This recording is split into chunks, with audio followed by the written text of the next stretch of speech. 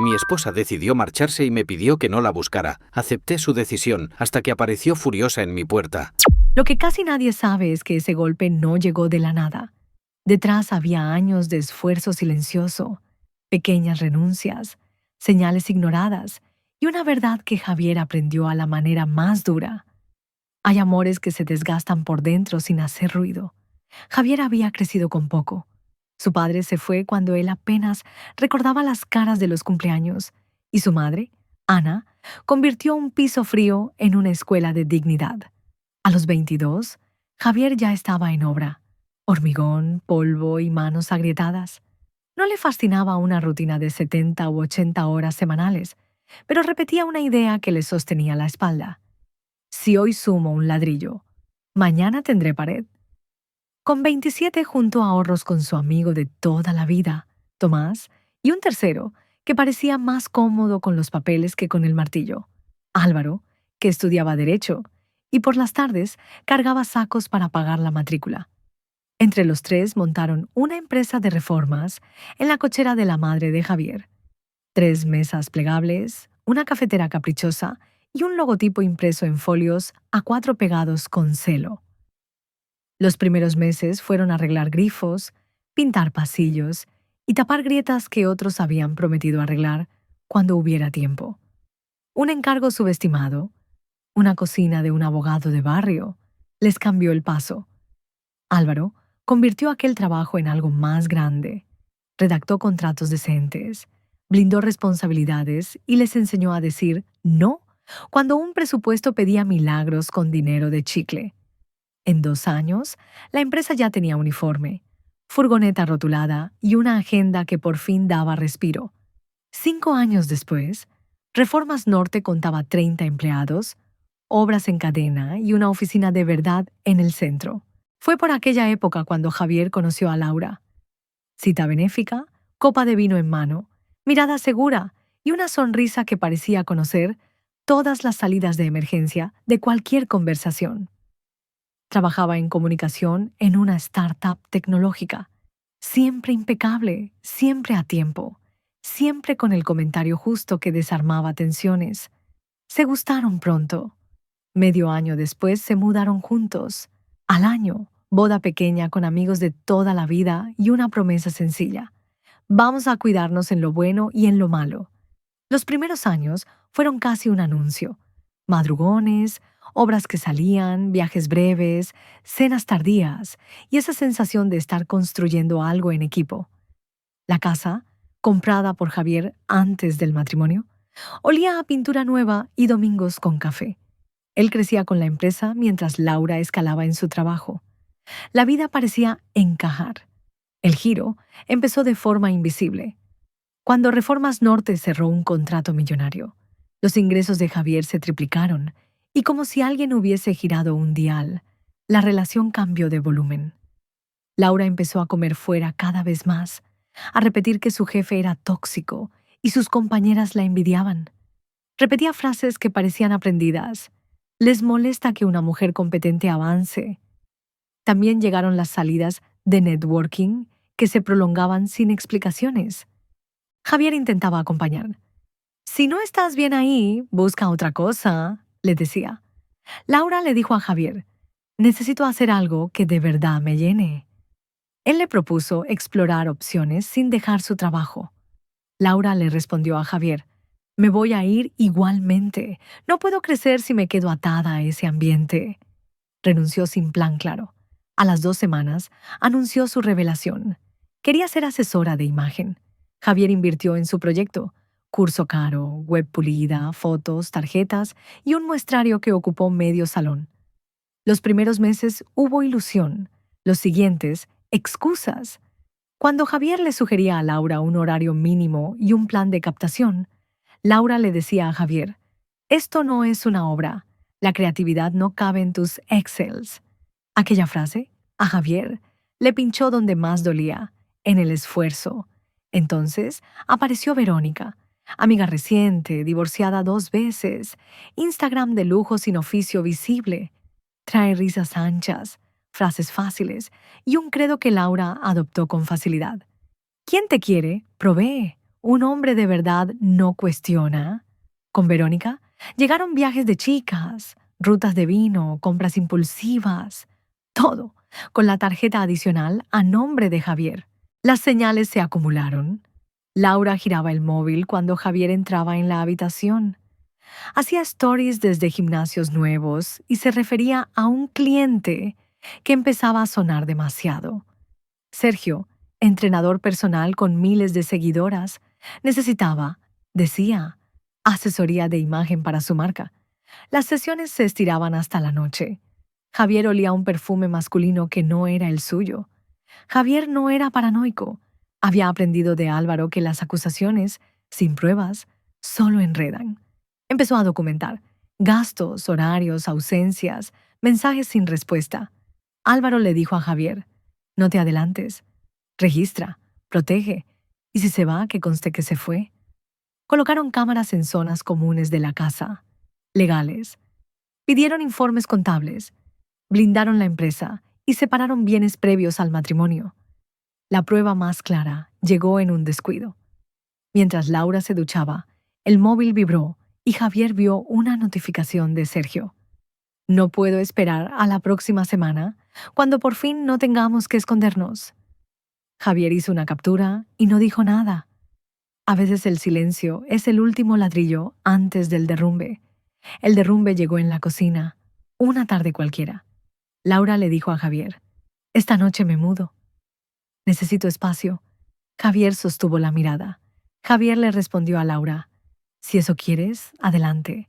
Ella añadió, como quien comenta el tiempo: Sergio me ayuda con un sitio donde quedarme. Javier se volvió a la plancha, dio la vuelta a los filetes y dijo lo único que podía decir, sin fallarse a sí mismo. Javier le dijo a Laura: que te vaya bien. Cuando Laura cerró la puerta, Javier activó el plan. Canceló la tarjeta adicional, cortó el roaming del móvil que él pagaba, retiró permisos de coche, bloqueó accesos y transfirió los fondos de la cuenta común a una cuenta segura para pagar nóminas y proveedores. No por venganza, por orden. Álvaro le dijo a Javier: ahora presenta. Hoy mismo presentaron la demanda de divorcio con un expediente que hablaba por sí solo. Abandono, gasto descontrolado, indicios de infidelidad, crecimiento de la empresa anterior al matrimonio y pruebas de que el negocio era patrimonio separado. 3 días de silencio.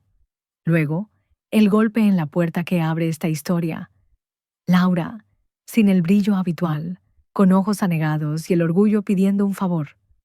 Laura le dijo a Javier: me han rechazado la tarjeta delante de todos. ¿Qué has hecho? Javier le respondió a Laura: cortar lo que yo sufragaba. ¿Decidiste irte? Laura cambió de guión, del enfado al llanto. Laura le dijo a Javier: no puedes dejarme así. También es mi dinero. Javier avisó por WhatsApp a Álvaro. El notificador esperaba al pie de la calle. Javier le dijo a Laura: hemos presentado el divorcio. Su rostro pasó de la ira al pánico. Intentó justificar lo injustificable. Laura le dijo a Javier: solo necesito pensar. No es lo que crees. Javier, sin elevar la voz, reprodujo con el móvil una grabación legal en la que Laura, días antes, reconocía que se iría a vivir de momento con Sergio. El notificador subió, dijo su nombre y le entregó los papeles.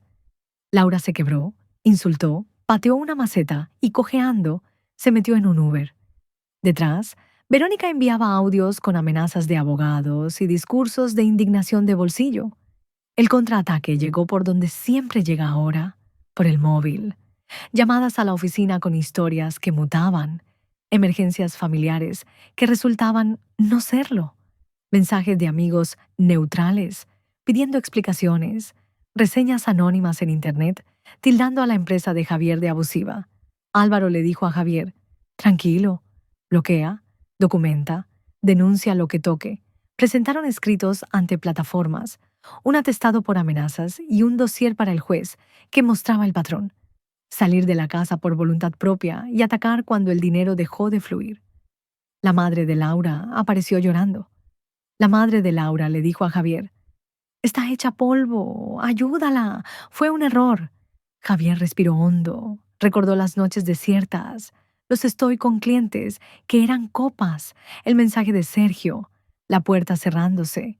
Javier le respondió a la madre de Laura. No fue un error, fue una decisión. Le ofreció recoger las cosas de Laura con cita y con inventario. Nada de dramas. Llegó el día de recoger. Laura vino con Sergio y detrás, Verónica con gafas negras. Verónica le dijo a Javier, «Te vas a quedar con todo, machito». Javier le respondió a Verónica, «Me voy a quedar con lo mío». Había un testigo legal, un listado con números de serie, facturas, fotos. Cuando Laura intentó quedarse con un reloj que no le pertenecía, Javier mostró la tarjeta de felicitación de sus socios, enmarcada con el regalo. No hubo margen, ni gritos, solo hechos. El juicio llegó meses después. El abogado de Laura dibujó a Javier como un controlador y a Laura como una esposa que había dejado su carrera por él. Álvaro le dijo al juez, «La empresa nació antes. Creció por su trabajo. Aquí están las nóminas, los contratos, los balances». Presentó publicaciones de Laura en Miami los días en que, según su versión, trabajaba con Javier.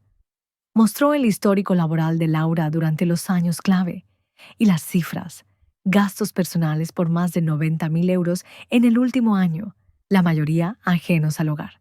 La sentencia no fue un trofeo, fue un cierre, un pago único para Laura, muy lejos de lo que pedía, la empresa íntegra para Javier, la casa bajo su nombre, sin pensión, el acuerdo prenupcial, que tantos perezosos tildan de frialdad, se sostuvo porque estaba bien hecho y porque la historia también se escribe en el registro mercantil, no en Instagram. Javier vendió la casa poco después, demasiado grande para un solo par de zapatillas. Se mudó a un loft sobrio a pasos de la oficina, recuperó viejos planes, por fin restauró ese coche clásico que siempre fue un estorbo para Laura. Volvió al gimnasio y a los cafés con su madre los domingos. Tomás le dijo a Javier, «Te veo más ligero, tío». Y Javier, por primera vez en años, durmió sin revisar el móvil a las 3 de la mañana. Entonces, una noche de martes, volvió el timbre. La cámara mostró a Laura sin maquillajes perfectos, sin bolsas de marcas, sin ese brillo impostado que hacía tanto ruido. Laura le dijo a Javier, «Necesito ayuda». Le contó que Sergio la había dejado, que estaba de prestado en el sofá de una amiga, que ya le pedía que buscara alternativas, que había gastado lo que no tenía, que Verónica se había esfumado, que en casa de sus padres no querían líos. Laura le dijo a Javier, «Podríamos intentarlo, o préstame algo hasta que me estabilice». Javier apoyó la mano en el marco de la puerta. Vio la línea entera, la ilusión, las grietas, la negación, el golpe, el derrumbe, la calma. Javier le respondió a Laura, «Tú pediste libertad e independencia. Ahora las tienes», cerró. Ella insistió desde el otro lado, «¿De verdad me vas a dejar sin nada?» Javier volvió a abrir un palmo. Javier le dijo a Laura, «No te dejo sin nada. Tú te dejaste sin nada. Yo solo respeto tu decisión», y volvió a cerrar, esta vez para siempre. Javier no salió de esa historia en pose de héroe. Nadie gana del todo cuando se descose un matrimonio. Hay cicatrices que no enseñan en redes, pero había una certeza nueva. Su paz ya no estaba en alquiler. Si estás en medio de una situación difícil, no lo olvides. Quien te valora no te pone en esa posición. Y si lo hacen, tienes todo el derecho de alejarte y proteger tu paz. Pon límites. Documenta lo que tengas que documentar. Rodéate de gente que te sostenga y sigue adelante. No se trata de ganarles a ellos, se trata de no perderte a ti.